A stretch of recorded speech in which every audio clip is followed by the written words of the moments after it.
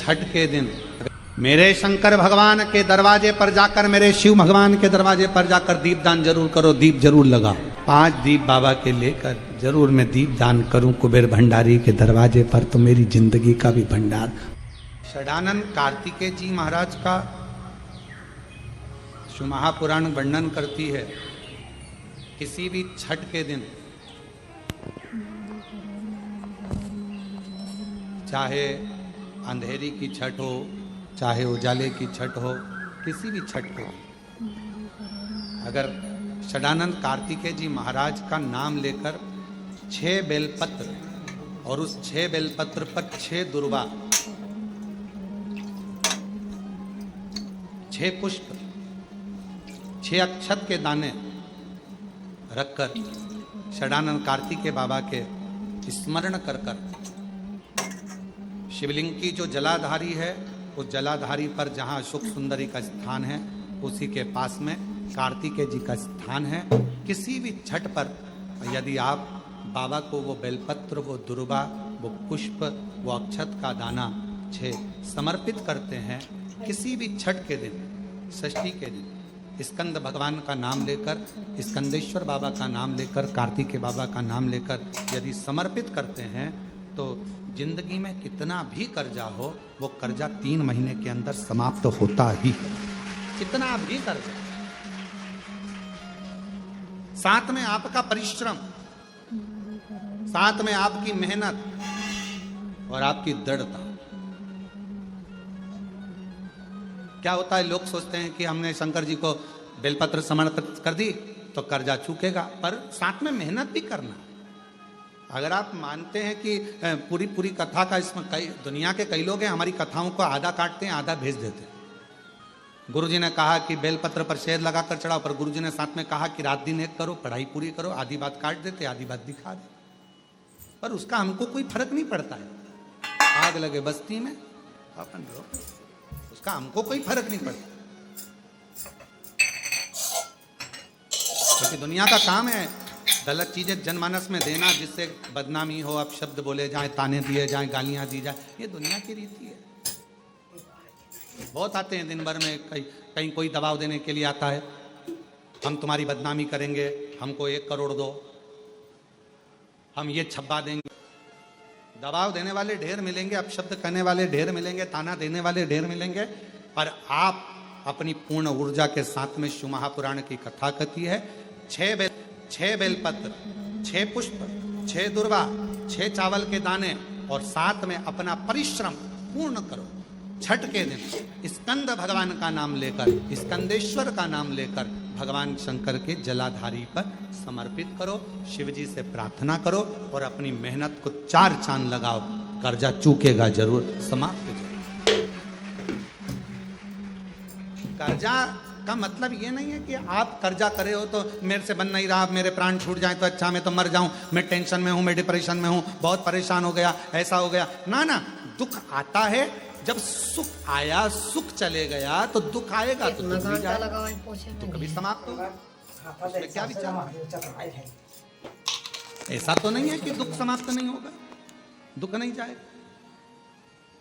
सुख आया है, जब हमारे अच्छे दिन अगर समाप्त हुए हैं तो दुख भी समाप्त जरूर होगा, फिर वापस सुख आएगा। थोड़ा हिम्मत, थोड़ा धैर्य, थोड़ा हृदय पर भाव एकाग्रित करो कि नहीं, मेरा शंभु, मेरा शंकर, मेरा त्रिकालदर्शी, मेरा कैलाशी, मेरा शिव मेरा दुख काट। रात्रि चल रहा है, माँ जगत जननी जगदम्बा से प्रार्थना करा करो कि तू मेरे घर में एक बार जरूर आना। 11 आम के जो पत्ते जिस डाली में लगे होते हैं, कच्चे सूत से लपेट कर 11 बार उसका भाग, जब उसको लपेट लोगे इस तरह से इकट्ठा करके, आगे का जो भाग है 11 बार कच्चा सूत लपेटने के बाद जो भाग पीछे का आगे का कोई भी हो, उसको शहद में डुबाकर शिव जी को समर्पित कर दो। किस जगह पर रखना है? अशोक सुंदरी वाली जगह। अशोक सुंदरी की जगह जानते हो आप लोग, बीच में जो अशोक सुंदरी का स्थान है महाराज, उस जगह पर शहद का मुख, जो शहद आपने भिगोया है, उस शहद का मुख शंकर जी की ओर कर इन्हीं नवरात्रि में शंकर भगवान के उस अशोक सुंदरी की जगह पर शहद का भाग शिव जी की ओर रख दें। महाराज, अगर घर में संपदा की कमी हो या कोई पैसा खा गया हो, रुपया नहीं दे रहा हो, पैसा अटक गया हो, तो उस शहद को शिव जी की ओर मुख कर उस आम के पल्लव की जो डंडी है उसको 11 डंडी को वहां रख दीजिए और उससे अपनी कामना कर आ जाइए। बाबा चाहेगा भोलेनाथ तो नवरात्रि में ही पैसा वापिस आ जाएगा, अगर शिव कृपा। जी कहते हैं कैसी बात करती हो मैना, वो आद्य शक्ति है, वो दुर्गा, वो भवानी, वो अष्ट भुजा धात्री, वो कुष्मांडा, वो चंद्र घंटा, वो स्कंदा है, जो नवरात्र की साधना करता है, जो मांगता है वो दुर्गा वो दे देती है। जो नवरात्र की साधना करता है वो देती है।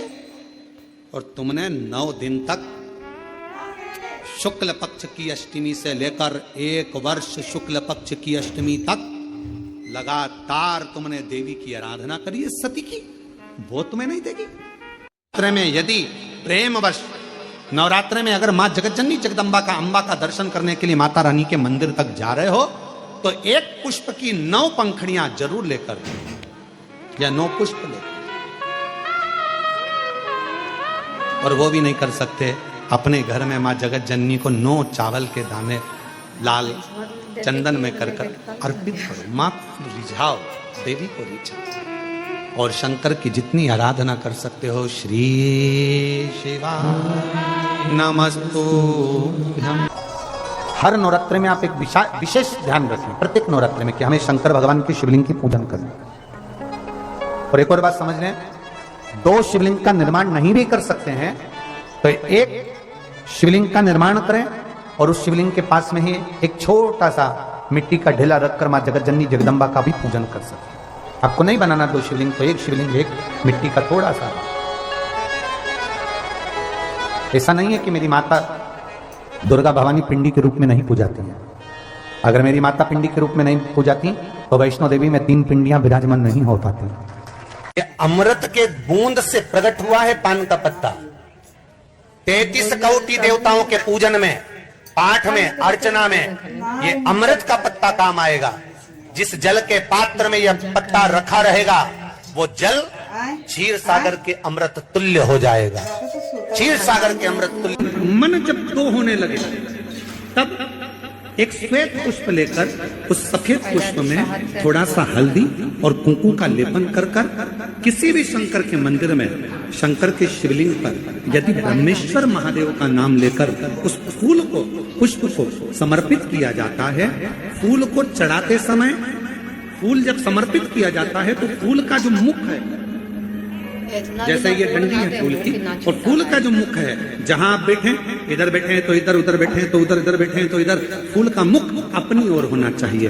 उस भगवान शंकर के शिवलिंग पर ब्रह्मेश्वर महादेव का नाम लेकर यदि वो श्वेत पुष्प हल्दी और कुंकू लगाकर समर्पित करा जाता है तो व्यक्ति का मन बार बार डामाडोल नहीं होता और वो एकाग्र चित्त होकर अपनी मंजिल तक पहुंच जाता है। वो ब्रह्मेश्वर।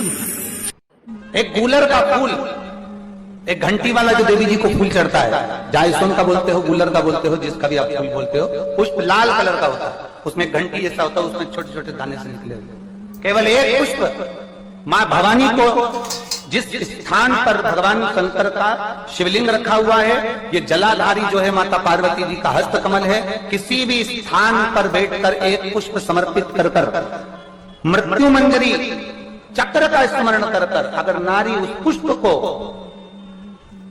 उस पुष्प को मंदिर के द्वार के बाहर बैठकर भी खा ले या घर पर भी खा ले तो उसके रजो धर्म से जुड़ी हुई जो भी तकलीफें होती है या गर्भाशय में गांठ भी होती है तो धीरे धीरे गलना प्रारंभ हो जाता है। उस मृत्यु मंजरी चक्र का स्मरण बड़ा प्रबल। शिव कथा कहती है, घर में अगर किसी को ज्यादा रोग सता रहा है, बीमारी बहुत ज्यादा हो गई है, वायरस ज्यादा लग गया है, वेंटिलेटर पर पड़ा है, तो एक प्रयास करना, समी का फूल, समी की पत्ती में, समी का वृक्ष में फूल लगता है, उस फूल को लाकर भगवान नीलकंठेश्वर महादेव के नाम से शंकर जी को चढ़ा दो और शंकर जी का नाम लेकर थोड़ा सा जल, जो व्यक्ति बीमार है शिव पर चढ़ा हुआ जल नीलकंठेश्वर महादेव के नाम से उसके शरीर पर कहीं लगाओ, उससे उसको स्वस्थ होने में देरी नहीं लगेगी, वो स्वस्थ। आप लोग एक मंत्र का उच्चारण हमेशा करते आए मां जगत जननी के, जगत जगदम्बा के। जयंती मंगला काली भद्रकाली कपालिनी दुर्गा क्षमा शिवा दात्री स्वाहा स्वधा नमस्तुते। मंत्र का उच्चारण और कितना प्रबल है। शिवलिंग पर एक पत्ते पर या पुष्प पर एक बूंद शहद लगाकर शिव जी को समर्पित कर कर देखिए। अगला वर्ष तक इंतजार करना, बाबा आपकी जिंदगी में 4 चांद ना लगा दे उस मधु के बल पर, तो आनंद के लिए 5 स्थान शिव जी को चढ़े हुए जल को लगाने का। पहला स्थान बोलिए, जम के बोलो जरा, नेत्र। दूसरा स्थान कर्ण, तीसरा स्थान मस्तिष्क, चौथा स्थान कंठ और 5वां स्थान अपना हृदय। मात्र ये 5 स्थान शिव जी के चढ़े हुए जल को आप अगर लगा लेते हो तो तुम्हारे ऊपर किसी ग्रह, चाहे शनि हो, चाहे राहु हो, चाहे केतु हो, चाहे मंगल हो, कोई ग्रह आप पर भारी नहीं रह सकता। और एक प्रैक्टिकल कर कर देखना, ज्यादा तकलीफ हो तो भस्म शंकर को लगाओ और वही भस्म का त्रिपुंड मस्तक पर लगाओ। भस्म भाग्य की रेखा को बदल देती है। भस्म में वो बल होता है। जिसकी फैक्ट्री नहीं चल रही हो, फैक्ट्री में बार बार कुछ तकलीफ आ रही हो, गाड़ियां नहीं चल रही हो, 4 व्हीलर गाड़ियां ले रखी हैं, कभी ट्रक गड़बड़ हो रहा है, कभी ट्रक में ये हो रहा है, कभी गाड़ी में ये हो रहा है, कभी बस में ये हो रहा है। बस एक काम करना है, दुर्वा का थोड़ा सा भाग लेकर पानी के लोटे में उसको डालकर 5 अक्षत के दाने उसको पटक कर उस गाड़ी के अंदर उस कलश को रख दो, बस आधे घंटे के लिए। और उस पानी को चक्के के चारों तरफ डालते डालते जाइए दुर्वा के साथ, तकलीफ नहीं देगा। फैक्ट्री का भी यही प्रमाण है। दुर्वा में वो अमृत तत्व छुपा है जिसका सुख आनंद दिया। दुर्वा का क्रम ऐसा है कि हम भगवान को दुर्वा क्यों देते हैं, उसका कारण यह है कि मान लो हे परमात्मा, हे शंभु, हे गणेश, हे प्रभु नारायण, अगर मान लो मेरा एक रास्ता चलते चलते गांठ पड़ जाए, एक रास्ता मेरा बंद हो जाए, तो वहां से मेरे दूसरे रास्ते खोल देना। इसलिए दुर्वा भगवान को समर्पित करी जाती है। दुर्वा को समर्पित करने का क्रम ही यही है कि मेरे मार्ग खुल जाए, मेरी राह खुल जाए, मेरा मार्ग चारों तरफ खुलता चले। अमृत है ये, इसलिए नष्ट नहीं होती। ऐसा लगने लगे कि हाँ बहुत कष्ट है, कर्जा भी बढ़ गया, तकलीफें भी बढ़ गई, बहुत दुख भी बढ़ रहा है, कहीं परिवार सही नहीं चल रहा है, तो प्रयास करते रहा करो। हफ्ते में एक बार एक चावल का दाना जल के पात्र में डाल लिया, एक काली मिर्च जल के पात्र में डाल ली और उस जल को ले गए, थोड़ा सा चंदन का छींटा डाल दिया, ले जाकर शिव जी को समर्पित कर दिया। शंकर को जल चढ़ाने के लिए 5 स्थान हैं जहां शिव को जल चढ़ाया जाता है और शंकर उस जल को स्वीकार करते हैं, जिसको पंचगंगा कहा गया। 5 स्थान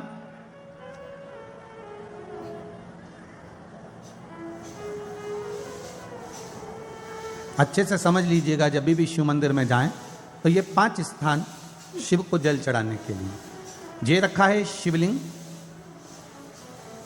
गोल जलाधारी, ये चरण जहां से पानी नीचे की ओर जाता है। शंकर भगवान के 13 बच्चे हैं, 13 की 13 बच्चे, शिव जी का संपूर्ण परिवार, 33 कोटि देवता, 64 योगनियां, सब शिवलिंग के आसपास हैं। आप शंकर जी के मंदिर में जाकर ये कभी ना विचार करना कि पार्वती जी को ढूंढना पड़ेगा या गणेश जी को ढूंढना पड़ेगा या कार्तिकेय जी को ढूंढना पड़ेगा या भैरव को ढूंढना पड़ेगा। हमें शंकर के मंदिर में जाकर किसी देवता को ढूंढने की जरूरत नहीं है। जहां शंकर भगवान का शिवलिंग रखा हुआ है वो माता जी का हस्तकमल है, माता पार्वती जी का स्थान है। जहां शिवलिंग रखा है वो शंकर भगवान है। जहां जलाधारी है उस जलाधारी के पास में जहां पानी बहता है बीच में अशोक सुंदरी का स्थान है। जहां से पानी बह रहा है उसका राइट भाग वहां गणेश जी का स्थान है, लेफ्ट भाग कार्तिकेय जी का स्थान है। शंकर भगवान के ऊपर जो जल गिर रहा है वो शंकर भगवान की 5 लड़कियां, जया, विषहरा, शामली बारी, दौतली, देव, ये शंकर जी की 5 बेटियां ऊपर हैं। जहां से पानी बहकर उस निकासी से, जहां नाली बनी रहती है, पानी जहां से निकलकर बाहर मंदिर के जा रहा है वो 33 कोटि देवताओं का स्थान है। इसलिए सारे मंदिरों की परिक्रमा हो सकती है पर शंकर जी के मंदिर की परिक्रमा नहीं करते, क्योंकि वो जल जो जा रहा है वो 33 कोटि देवताओं का स्थान है, उसको हम लांग नहीं सकते। वो स्थान जल चढ़ाते समय आप इसका स्मरण रखें। पानी का जब पात्र लेकर जाते हैं मंदिर के अंदर, सबसे पहले शिव जी का जो जलाधारी है उसमें राइट भाग पर अपनी मनोकामना कर कर जल चढ़ाएं, फिर लेफ्ट भाग में चढ़ाएं रोग मुक्ति के लिए। अशोक सुंदरी की जगह पर चढ़ाएं, ये तीसरा स्थान। चौथा स्थान माता पार्वती जी का जो कटी भाग है जहां पर शिवलिंग रखा हुआ है उस भाग पर जल चढ़ाएं, चौथा भाग। पांचवा भाग शंकर जी के ऊपर चढ़ाएं। ये 5 जगह पर जल क्रमवाइज चढ़ाएं। आप लोग जाते हो डायरेक्ट जाकर शंकर जी पे जल उंडेल करा जाते हो, सीधे गए और शिव जी पे जाकर आपने जल चढ़ा दिया। हमारे यहाँ शास्त्र कहता है जैसे अपन देवताओं की पूजन करते हैं तो पंडित जी सबसे पहले पूजन किसकी कराते हैं? जम के बोलो जरा, गणेश जी की। गणेश जी के बाद पूजन कराते कराते कराते कराते कराते कराते आगे के सारे देवता कराते कराते कराते कराते फिर इन पर पहुंचते हैं। आप डायरेक्ट मूल पूजन कराते कराते कराते कराते कराते कराते आगे के सारे देवता कराते कराते कराते कराते फिर मूल पूजन पर पहुंचते हैं। आप डायरेक्ट मूल पूजन पे पहुंच जाते हो। और सरल भाषा में समझ लो, जितनी सरल भाषा में समझोगे ना उतना अपने जीवन में उतर जाएगा। इस छत के ऊपर आपको चढ़ना है, निशानी रखी है, पाए लगे हुए हैं, आप कैसे चढ़ोगे? एक एक पाए पर पांव रखकर चढ़ोगे कि डायरेक्ट पहला पे रखोगे आखिरी पर? जम के बोलिए जरा। एक एक पाए पर पांव रखोगे ना कि धीरे धीरे हमको चढ़ना है। उसी तरह शिव मंदिर में पहुंचने के बाद पहला गणेश स्थान, कार्तिकेय स्थान, अशोक सुंदरी का स्थान। अशोक सुंदरी के स्थान पर जल क्यों चढ़ाया जाता है? क्योंकि भगवान शंकर की सबसे छोटी लड़की जो है वो अशोक सुंदरी है।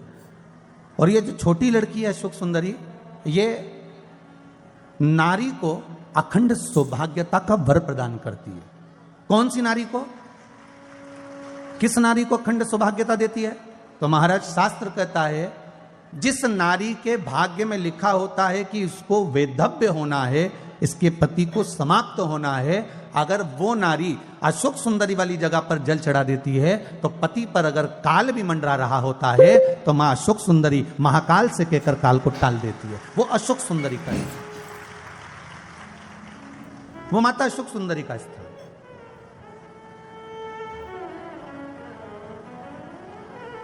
जल चढ़ाने का एक नियम है। यहां जल चढ़ाया, फिर कार्तिकेय बाबा को चढ़ाया, फिर अशोक सुंदरी को चढ़ाया, फिर कटी भाग पर। ये कटी भाग बड़ा विशेष भाग है महाराज, बहुत बहुत ध्यान दीजिएगा। जिस पति और पत्नी में विवाद होकर अदालत तक बात पहुंच गई हो और तलाक तक की नौबत आ रही हो, महाराज उनको जोड़ने के लिए ये कटी भाग मूल होता है। कौन सा कटी भाग? जहां पर शिवलिंग रखा है, जहां शिवलिंग रखा है ये कटी भाग मूल होता है। कहते हैं 5 सोमवार लिंग पुराण वर्णन कर रही है।